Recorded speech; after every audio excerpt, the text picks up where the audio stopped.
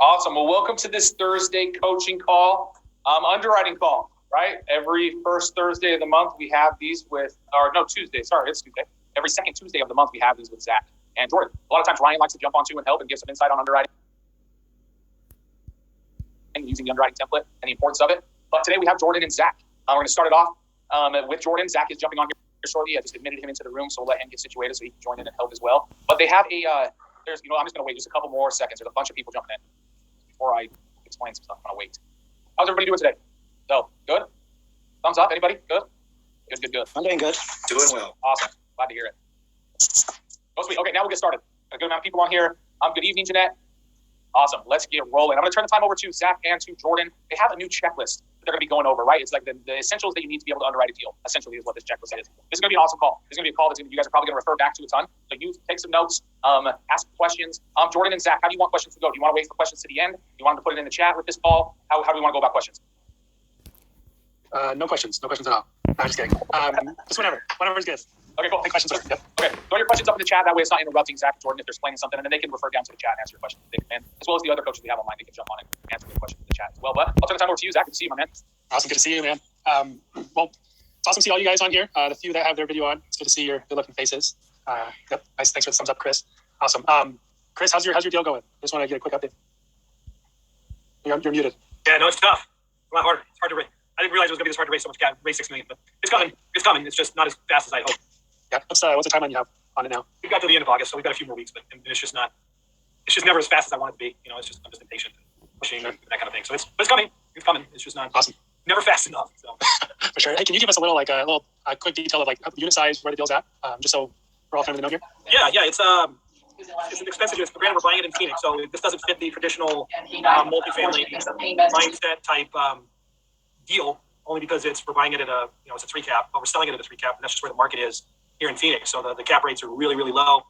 It's not a traditional 3 to 5 or 5 to 7 year hold. We're going to hold it for about 12 months, and then it's more of a flip than it is a traditional multifamily buy and hold property. So it doesn't fit the mold like normal. But if you think about it, for those investors in here that flip houses, we're flipping 94 homes in a year in one deal. So that's kind of the best way to kind of describe the deal and kind of outline it a little bit.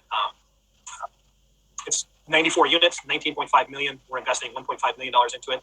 As far as capital, as far as value add pieces to it, and we're going to renovate 30 or 35 units, and then we will leave another 10 to 15 units for the next investor. And there's also plans for a leasing center to include in that property as well.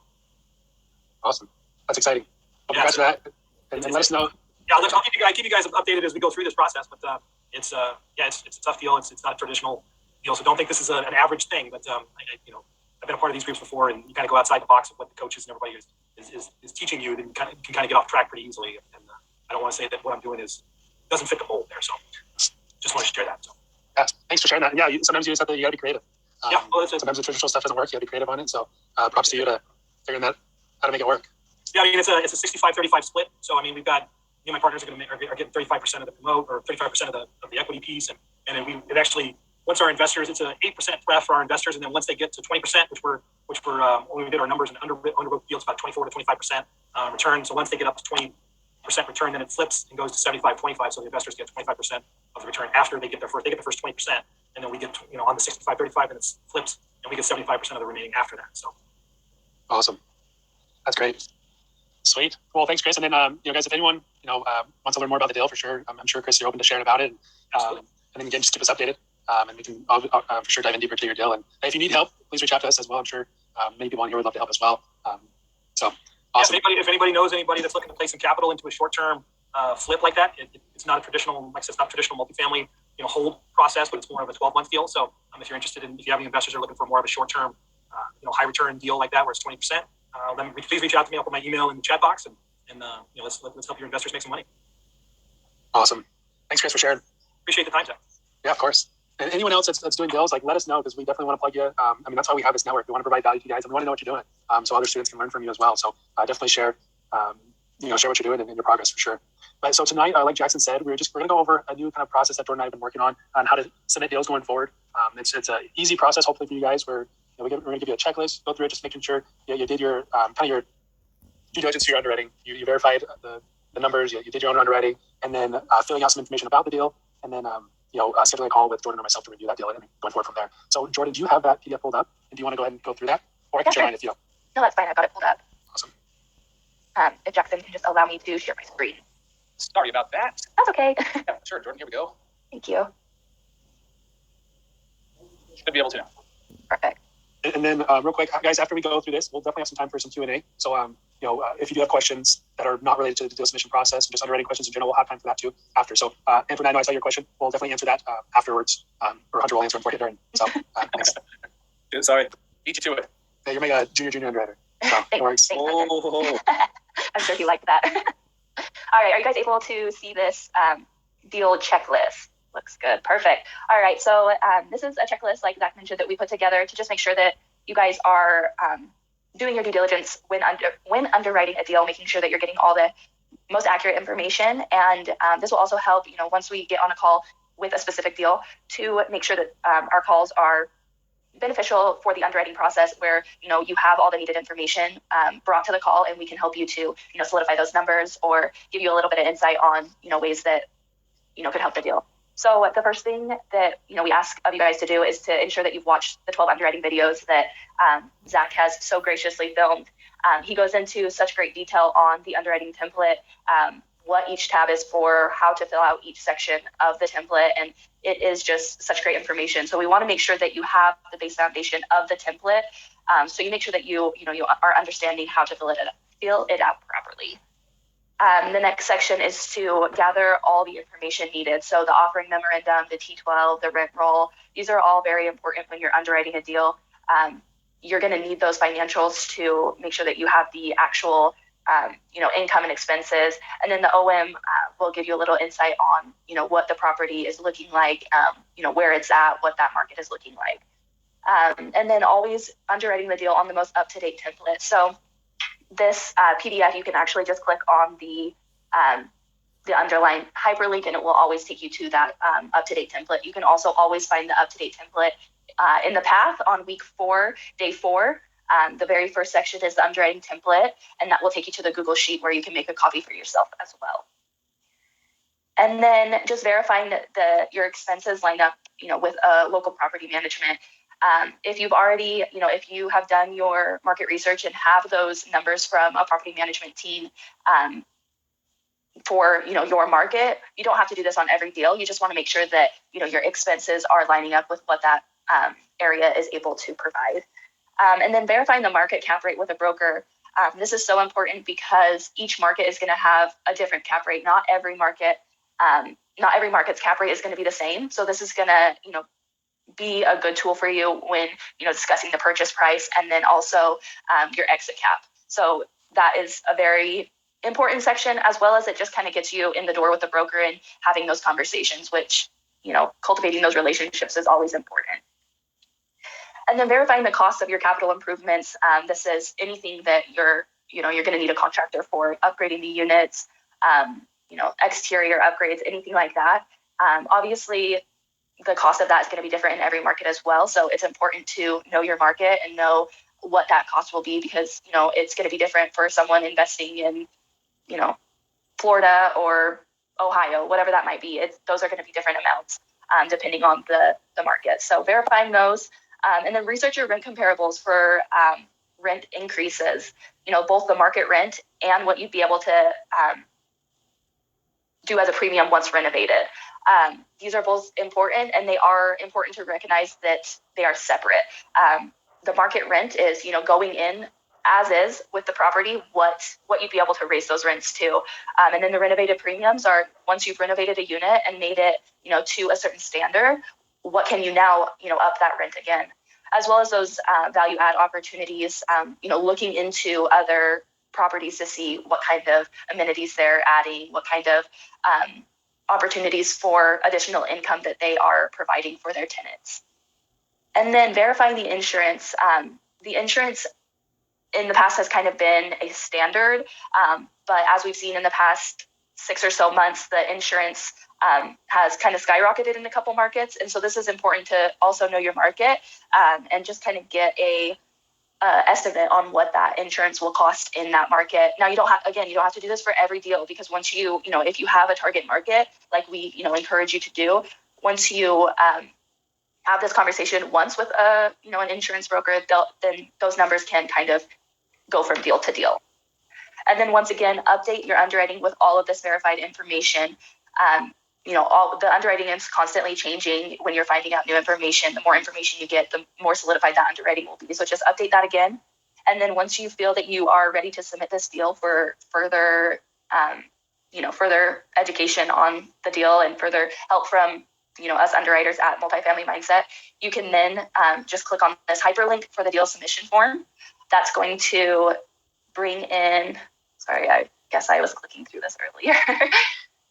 Let me get back to the top of this. So this is a form that is going to allow you to insert some information so that Zack and myself will have information for this deal, for your specific deal, that we'll be able to reference when we are on these calls with you. So just general information, what's your name, your email address. This is just to confirm, that we received your information.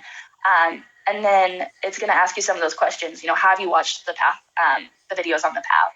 And then, are you submitting, is this for an actual deal that you have? Are you needing, assistance with the underwriting template, or is it just a general underwriting question? This will help us to know, the parameters of the call. So we are better prepared to, help you and add value to your deal.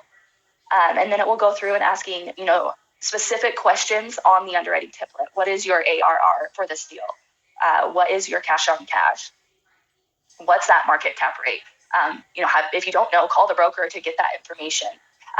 Because like I said, every market is going to have a different cap rate, and it's important to know your market for underwriting purposes.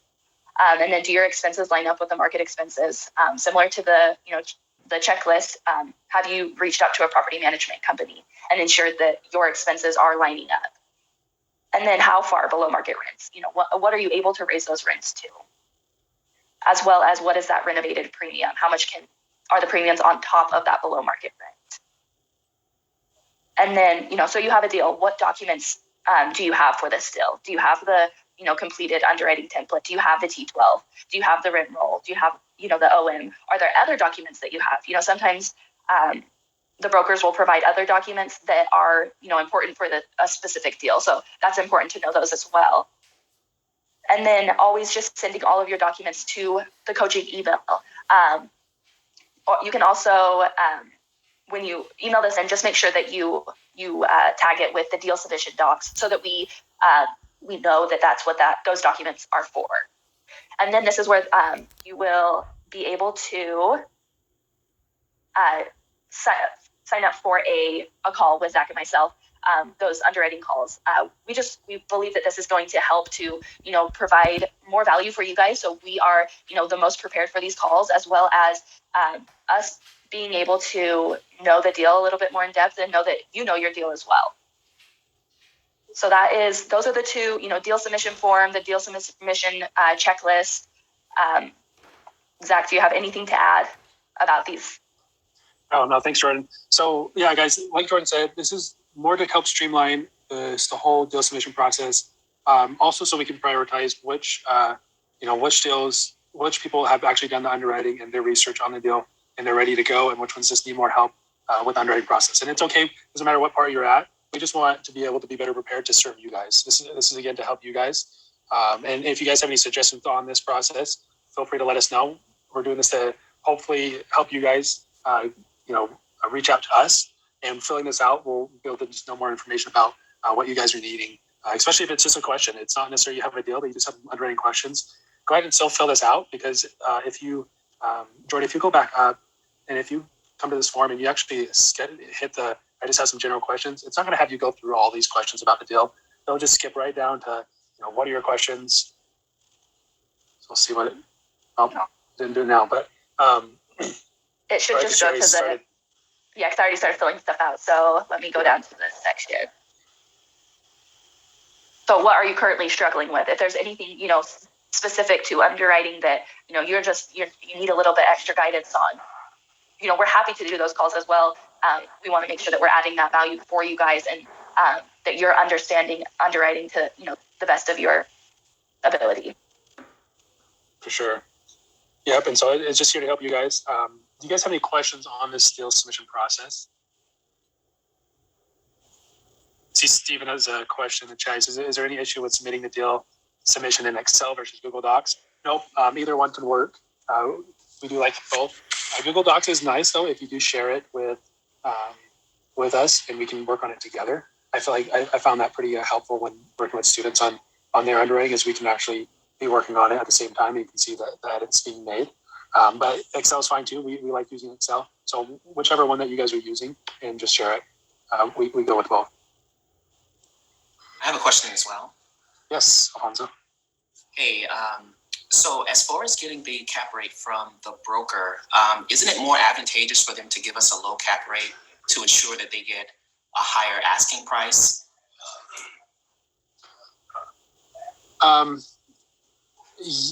They could, but at the same time, the broker is working both for the seller and for you.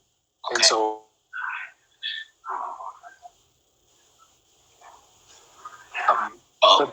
and that's the difference. That's the difference with like residential versus commercial, is that can you guys hear me all right? Yeah, we can hear you now. You did cut out for a second there. Oh, sorry. Oh. Uh-oh, we lost you again, Zack. Seller and the buyer. And that helps by not having to worry about, a broker giving you false information or trying to really sell super high price. So usually they'll be pretty honest. You will have some brokers that are dishonest about that. And that's why you just need to verify with multiple brokers if you're not confident in the broker that you're working with.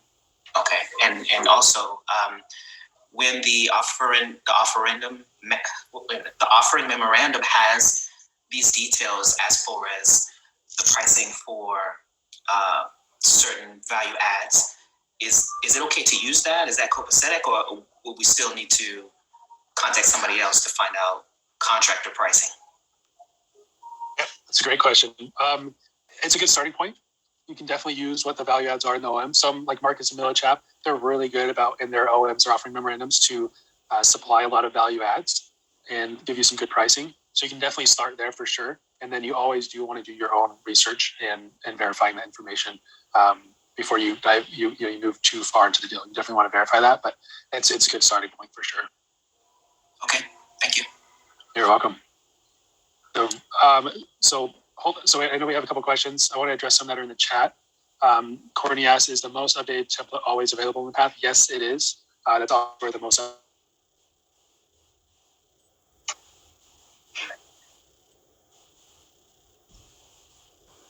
Do something bigger on the template.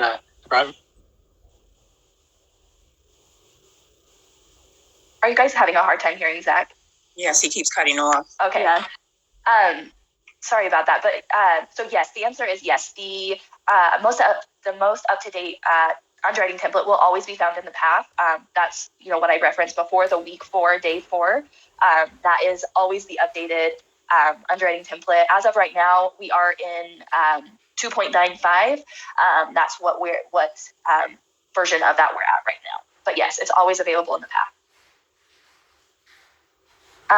And then the real estate investors, it looks like you have your hand raised. Go ahead.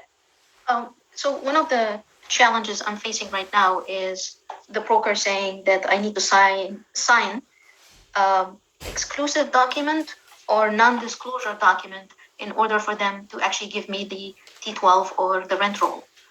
What can I do about that? Can you guys hear me now?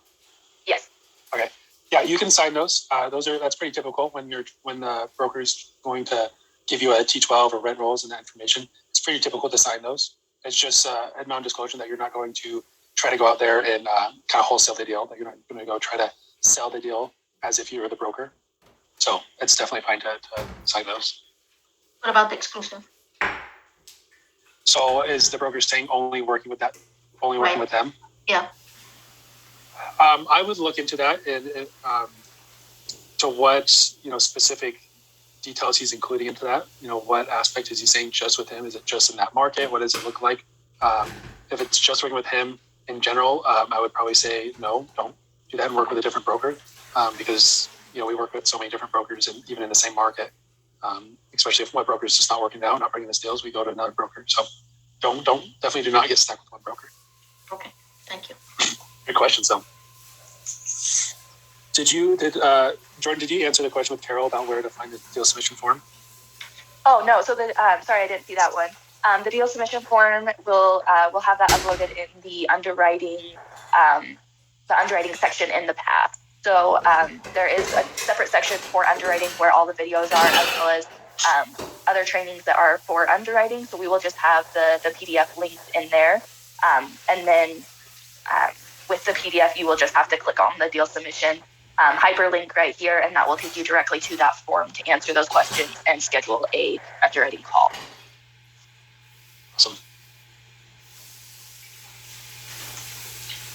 Any other questions? Yes, we have an appointment with you, Zach, on, I believe, Wednesday.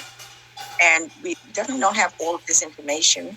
It was just a general, we did the underwriting, so we wanted to see whether it was, okay and so forth. But we definitely don't have all of this information. Should we reschedule or keep this appointment so we can get some specific information or general information?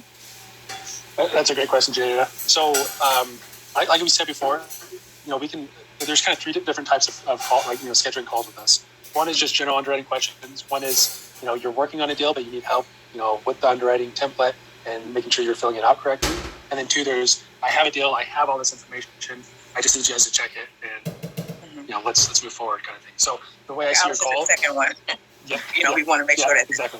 Right. Okay. Sure. Thank you. You're welcome.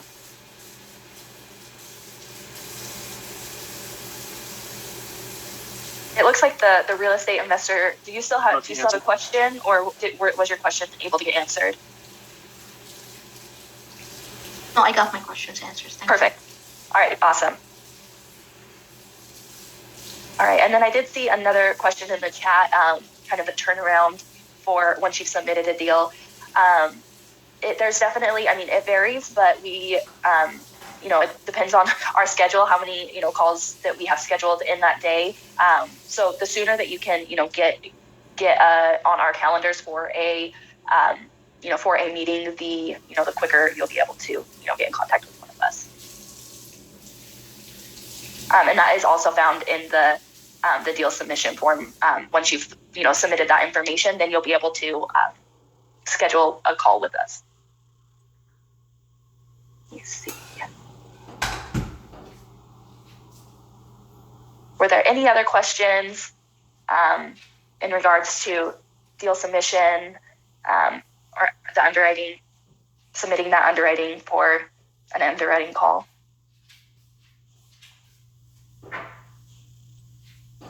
Would you guys when we do the underwriting and put it in the template, would you, review it completely and say, okay, this is a good deal, this is not a good deal, or you just help us to juggle the numbers? I don't know how to explain that, but does that make sense? Are you the helper to give us more steps forward, saying this is a good deal? That is a really good question.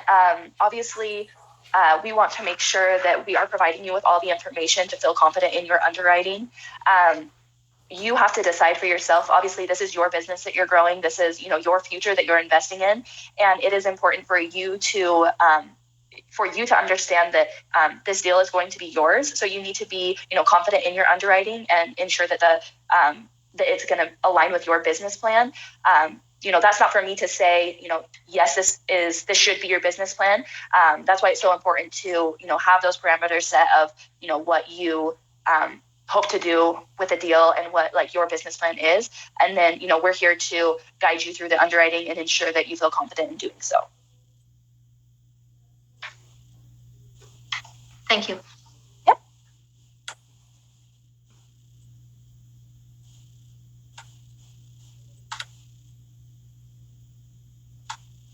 Any other questions?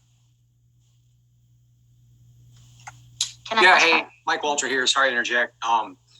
So when it comes to underwriting deals, right? Obviously we got 90-something people on the call, and there's two of you fine folks. So if each of you did 15-minute calls with 90 people, there's not enough time in the day, right?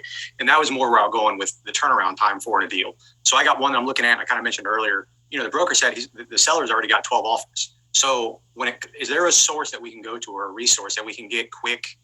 Hey, I got 2 locations. I don't know how to do the assuming a loan part of this deal, where do I get that kind of information when you guys are, booked out for a week and I can't get a hold of you? No fault of yours, and I don't mean to throw a dime, make it seem like you're not doing what you need to do, but there's two of you and there's hundreds of us. I think that, that you made a very good point. There's two of us and hundreds of you. So yes, we are on calls all the time with students. So, for questions like that, there are a few different resources. I believe that there is Zack has done a call in the past in regards to, assuming a loan. So those videos are stored in the past. So that's something you can always look back on.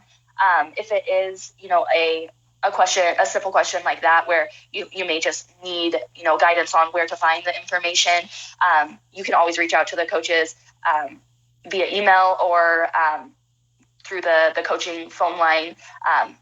Andrew is great at kind of guiding you where to find information, as well as, trying to get quick information from us underwriters as well. Yeah, and actually, Jordan, can I hop in real quick on that? Yeah, of course. So Jordan and Zach, we definitely make them work for their roles here. And so, the more basic questions I do always love to help out with. So if you just send an email in or call our main coaching line, I'm on the other end. I think another answer to that question, though, is that, there are a lot of students, but not everybody is doing underwriting. So I think everybody should understand underwriting so that you know how the deal is going to work and you know why it's going to work. But with all the partnerships and all the teams, not every student is going to be asking underwriting questions. So that's, so Jordan and Zach, they are able to make time for those students who have questions, and they're working super hard. So they're awesome. But I'm here to help kind of a little bit. They do most of it.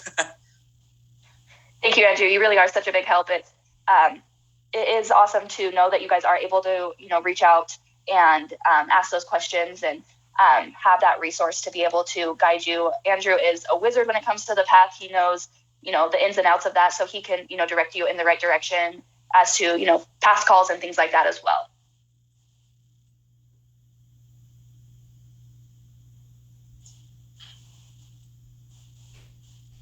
Was that helpful, Mike? Did that answer your question?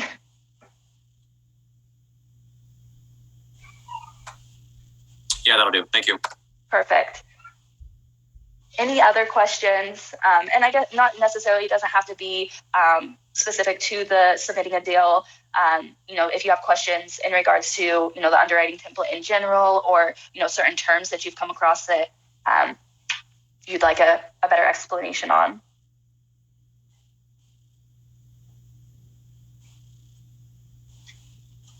Can I ask a question about money raising?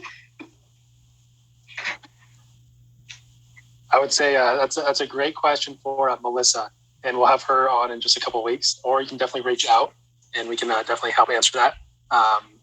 But okay, I would say here with Jordan and myself, we stick to the template and the underwriting and the deal analysis. So I don't want to give you the wrong information that Melissa will come at me. No. I want to upset her. Okay. All right. We want to try to keep these calls as subject specific as well, right? There's so many different things we could talk about. Today's underwriting, so we want to try to keep it as much as underwriting as possible. But if you do need help money raising, absolutely call into the coaches. Tasha is available to help as well. She can definitely point you in the right direction. So please do reach out. All right. Thank you so much. You're welcome. I actually do have a question about the template. As far as the cash on cash, I've noticed that I can change the purchase price and I would get a higher ARR, but that doesn't necessarily change the cash on cash. So what kind of things can I adjust to make sure that the actual members are getting cash on cash as well as the investors? That is a really great question. So the cash on cash is basically the cash flow of the property. What that cash flow is after you have paid, all the expenses. So, bringing in more income or decreasing your expenses in some way is going to bring that cash on cash up. The annual rate of return is basically the equity that you are raising in that property. And then the cash on cash is the cash flow, or, the money each year that you're able to divide through the investors. Okay, I got it. So if I'm not adding any value, that doesn't help as far as my cash on cash. Like I have to be able to add more income. or get rid of something. Correct. Yeah. So the cash on cash is, either increasing income or decreasing expenses. That's how that is going to raise. Okay, got it. Thank you. Yeah, of course.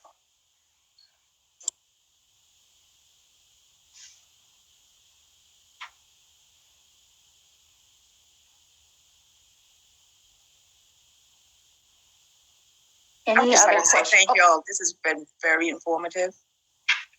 As far as You're underwriting. so sweet, Nate. I Thank appreciate you. Thank you.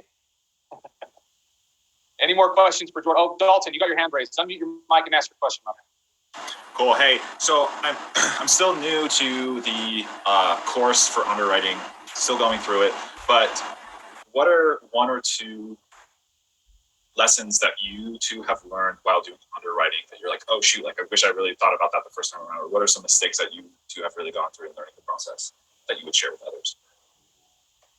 I'll go first. I think the most important thing that, when I started, underwriting was to understand what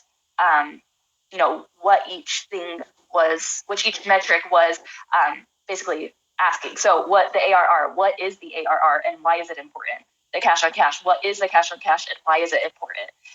The debt service coverage ratio, why is that important? Things like that, because once you understand how those, pertain to the deal, it makes more sense when you're underwriting the deal to, once you understand that the cash on cash is the cash flow, then you're like, okay, it's a little low. So, am I able to add some more cash flow here? Am I able to add those, other income? Or, is the ARR a little low? So how can I bring the equity up in this? Like, how can I make this property better to, get that exit equity up? So I think that is something that once I figured those out, the importance of each of those things, what is taken into consideration for those metrics is, it just helped to understand the underwriting even more. And to go with that, the moment, like I agree with Jordan 100%. The moment you start to understand those items and the why behind them, and then what affects those, that's the moment you'll really understand underwriting. Honestly, anyone can input numbers into the spreadsheet, and it puts it calculates the returns and stuff for you. Anyone can do that. All it takes is understanding where to put the numbers, where to take them from. So all of it is really inputting data.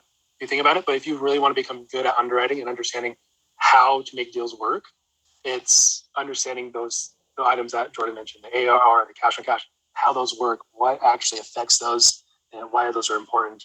That is where you actually become a real good underwriter, is when you understand those and you can actually play with the numbers to make a deal work, and you know what you're doing and how it works. So hopefully that helps with you, Dalton. That's it. Thank you. Awesome. And then it looks like a couple Jessica hands has up. a question. Yes. Jessica, go ahead and unmute your mic. Hello, how are you guys? I'm still having a little trouble understanding in the template in the value add tab, the unit upgrades and below market rent section. My biggest struggle is with the number of units that need upgrading. And in terms of, I think on one of the last calls that I was with you guys, I was putting in, year 1, year 2, year 3, units renovated, the percent of units renovated. And I was using a percentage based off of what still needed to be done. So like if there's 100 units and 25 of them had already previously been renovated, 75 still need to be renovated. So I was going off of 75. So I would say like 15% of 75, or that's how I was thinking it. But you guys said that it had to be the total amount. And I'm not sure why that is, because when you plug in the numbers as if it's calculating the total amount, how does it let you know when you've gone over? Like when you're plugging in those percentages that you've gone over the 75, you still want to leave some left. You still want to leave some meat on the bones for the next people. And the numbers that it's adding to like the income for the rest of the data, like, is that, I guess I'm just not understanding why it's the full 100%. When you're looking at units that are below market rent, we go off of just the units that are below market rent, not the whole amount. So why aren't we doing that with the units that need upgrades? Just looking at the ones that need to be upgraded, not looking at all the units. I don't know if that makes sense. Yes, that does make sense. And I'm sorry if there was some confusion on that. The underwriting template takes from the number of units that still need to be upgraded. So the original way that you had mentioned it is how the underwriting template takes it. So if there's 100 units 25 of them have been upgraded. It's taking from the 75 that still need to be upgraded. Okay, good. That makes sense. Yes. I'm like, yes. why would be something other than yeah, that? no, so it's from that amount of what still needs to be upgraded. Gotcha. Okay, then that makes perfect sense. Okay, perfect. All right, and then Frankie, it looks like you have a question as well. No, it was more of a comment, Jordan. I think being in the group a little while, I think the key thing when you're starting out, you should set a guideline if you want it to be a cash flow property or an equity property, whether you're going to get the benefits on the front end or the back end. And then when you analyzing the deal, you kind of could determine how you want to go forward with it. So I think if you guys speak on those terms a little more, it will help a person determine how to kind of handle the deal in the beginning. And then you could decide how much meat to leave on the bone and going forward. So it was just my 2 cents. No, that's great. I think that is a good insight. Like I mentioned previously, everyone's business plan is going to be different. Everyone is going to have different expectations of what they are wanting each deal to look like. And so that's why it's important for, like you said, for you to set your own, parameters of what you believe is going to be a good deal for your business plan. Yeah, and then especially some of the question was trying to determine how to adjust the numbers to make it a good deal, but analyzing your goal. Do you want it to be a cash flowing property where it's for cash flow, or else you're looking for the benefits on the back end? Helps people out, I think, in the long run. So, again. No, that's great. Thank you for that.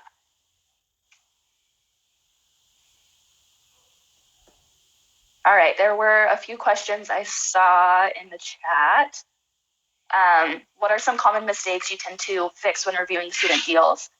I wouldn't say that there are, common mistakes that are kind of across the board. It's, everyone is going to have different strengths and weaknesses, and that's, that's what we're here for, is to, just guide you guys to understand the underwriting template. So there aren't really like things that I have seen that are, common across the board. I don't know, Zach, do you have other things that you feel are common things we see? I would say some people will not watch my videos and send me a deal. But no, other than that, it's just really paying attention to the details and just making sure you're filling out the template correctly. It does work when it's filled out correctly. I do have some people send me deals and or the template, and hey, I don't know what's going on. It's not working right, which is fine. We can definitely go through that and help you guys, underwrite it correctly. I definitely want you guys to reach out if you're having trouble with that. But it's going through those videos that I made for you guys, and I actually go through a deal with you guys. So I mean, if you haven't watched those videos, it's 12 videos that I recorded. Hunter helped record one of those on some the rent unit mix side of it. But going through those it will help you understand the whole process of underwriting a deal. And I pull, I show you where I pull the numbers and where I input those numbers and why they go there, why it's important. So definitely just take the time to go through that. A lot of times people will just, a deal comes across their desk and they haven't had a chance to watch those videos. So they'll go and watch one or two and try to underwrite a deal. And because they want to close a deal. Take the time, it's a process. Take the time to actually learn, how to underwrite the deal. If it's something you don't want to, you don't want to be good at, find someone else in the network. There's 90, there was 97 people on here earlier. There's people on here that do enjoy the underwriting process and they want to be good at it. So if it's something you're not good at and you don't want to be good at, reach out to other people that can partner with them, right? You don't have to take on all the whole, every role for your own. But other than that, no, there's just little things here and there that I see that some people just kind of miss, but it's learning the template. It takes time. Trust me, I understand it takes time to learn how to use the template, but it might take you 5 or 10 deals to run through it before you actually get the hang of actually underwriting the deal. And then it's just practice. That was, yes, very good insight. Definitely laying that foundation, the education on the template, making sure that you have the, needed information to successfully fill out the template is always important with anything you do. A question, if a B property has great potential but is not in an opportunity zone, is that a bad deal? Not necessarily. It's, you have to decide if that fits into your business plan, if the, the value's there that you're able to, do what your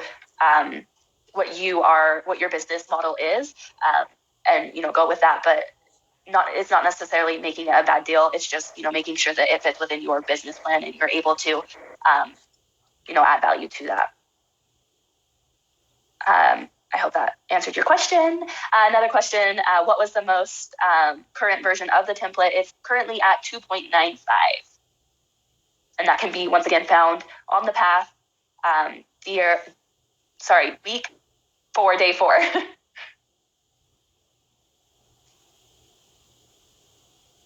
Were there any other questions that I've missed or any other, anything else you'd like to know? I have a question. Of course. Sorry, I don't mean to monopolize. No, you're fine. Okay, so my question is on the non-revenue units. I was looking at a property, it has like 11 units that is not being used on purpose.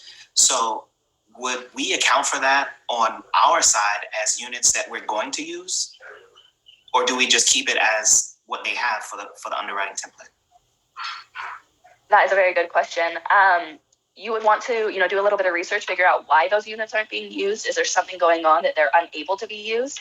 And then moving forward from that, figuring out if you would be able to use those, when you take over that property. So those are questions that you would need to ask before basically using those numbers to underwrite the deal. If something is completely wrong with these units and you're not able to use them, you don't see, you don't see in the foreseeable future that you're going to be able to use these units, then yes, that is something that you would need to take into consideration. Now, if they're just using them for storage because they want to, and there is the potential to use those, then no, you don't necessarily need to account for those in the underwriting if you're able to, start using those right away.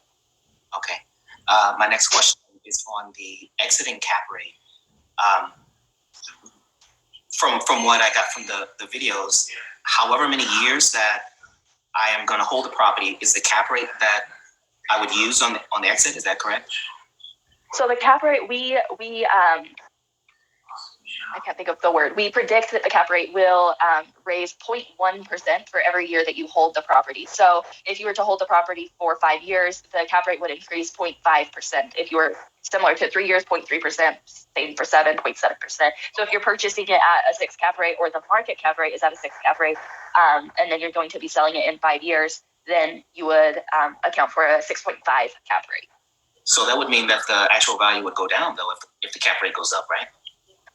So the cap rate is taking into consideration the NOI as well. So you are, if you're able to add the value to the property and increase that equity, then yes, the cap rate is going to be going up, but your value of the property should be going up as well. Oh, okay. So, Alfonso, the reason why we project for a higher cap rate at resale is to protect ourselves in case there is like a market downturn, for example. So we are assuring ourselves that worst case scenario, we're going to hit our 18% or 20% return for our investors, worst case. And that's why, multifamily is such a safe investment, is because we're projecting for worst case scenario, we're going to hit these great returns, worst case. So I do know some people out there, they're a little bit more aggressive and they'll say, I'm actually going to sell for a lower cap rate. I'm going to sell for the same cap rate I bought it for to make the numbers work. But we want to be conservative in our underwriting. And that's, I know Tyler mentions this a lot about being conservative when analyzing deals and in the underwriting. That's one of the metrics we use to be really conservative is worst case scenario, the market takes a downturn. The cap rate's not going to change more than, historically, cap rates have not changed by more than that 50 basis points within that timeline. So we're safe, even if there is a downturn, we'll still be able to hit our returns. So that's kind of the reason behind it as well. No, that's extremely smart. Now, I didn't understand, but now I do. I understand why it would be higher, just to save ourselves. But thanks, I appreciate it. Yeah, good. Great question.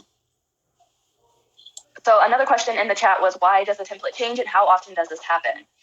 There's not a set time that we change this. It's just if we're going through the template or if we see things that, could use an edit to make the template more user-friendly, to make the information as accurate as possible, we will make an edit. And we do just change the, what version that is, just so that our students are aware that there has been an edit, because we always want to keep the information as up-to-date as possible. On that same note, Jordan, I was going through that new template 2.9, and I noticed that on some of the individual tabs, it'll say, like, it'll have a version listed up at the top, and that's different than It is. And so are different tabs edited? So different tabs could have different edit dates, or yes, because when we make an update, it may just be to one tab that we update that one thing. But we're going to put out a new version because something's been updated. Now, something, on a separate tab, we may not have had to make any updates to that tab. So that's still on the same version as before. Okay, cool. Thank you.